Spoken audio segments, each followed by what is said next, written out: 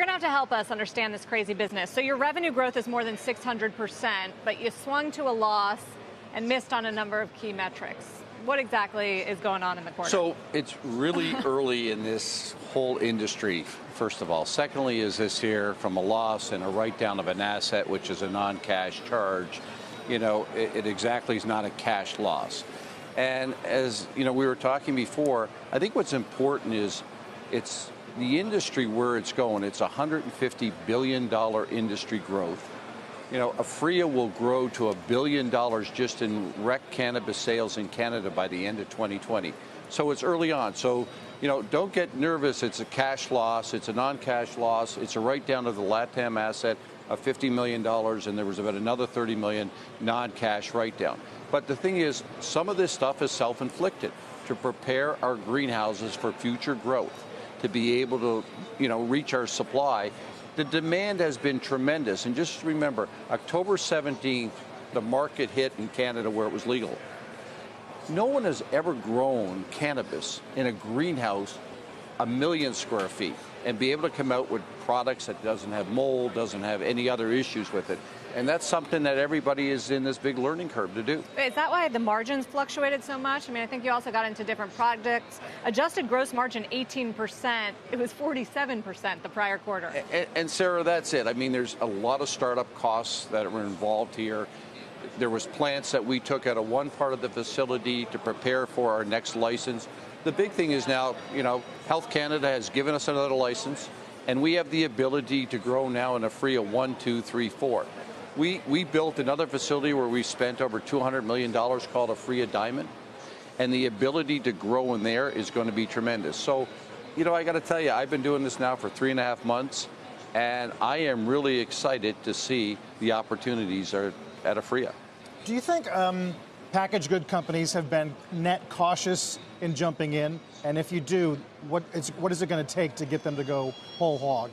So, number one, I was told, which this is the first one that I have ever missed, at the Natural Organic Food Show in Anaheim, California in March, that over 20% of the companies had either CBD or hemp affiliations or said, we will be into that category. So as I say, CBD, THC, hemp will be an ingredient, will be a brand. It will be an ingredient with regards to health and wellness and pain. But there's so many generations that the whole CBD area will take a part of and be a part of it in the move forward. Older Americans, pain. Older Americans, pain. Older Americans, sleep. Older Americans, anxiety. Older Americans, diet, skin, many, many areas. Irwin, I do want to come back to this quarter because you're positive, you're an optimistic guy, we know that. But I mean, a quarterly loss exceeds $100 million, negative margins, decreased production volume, some regulatory scrutiny given this write-down in Latin America. What am I missing here? And the stock down 14%. So, David, first of all, listen, a lot has happened at Aphria in the last 3 months, okay? Number one, we went through a review because of a short report. We put together a special committee and came out in a good place. Number two, hey, the last time I was on, we had a hostile bid. And my first day in the job as chairman, that is over, and they shortened the bid, and that will be behind us. There was, there was the founder and 2 founders and CEO that were in the C-suite that left the company. Right. And here I am, okay? So 3 months later, a lot of distractions that happened in this company. But I got to tell you something. I walked in here. It's incredible, the passionate people, the people that are in Aphria today and where we're going.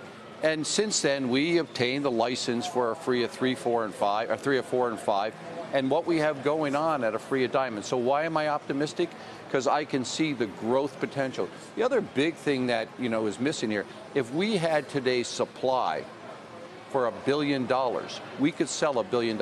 So there's not many companies out there that are turning away $400 or $500 million of sales. So, I mean, your stock had run up also pretty strongly into the report, still up 30% over the last 3 months.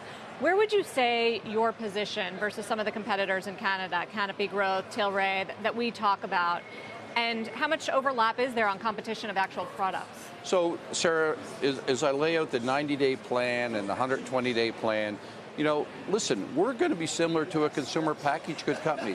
It's about being a low-cost producer, low-cost grower, being able to package product. In the Canadian business today, vape and edibles are not even a part of our products yet. You know, you saw we just obtained a license in Germany. You know, we acquired hospitals in Germany. Our international opportunities are tremendous. And I have not even had the ability or the time yet to touch on a U.S. strategy where it's over $50 billion in size. And, you know, I know a little bit about the U.S. market and consumer products in the U.S. market.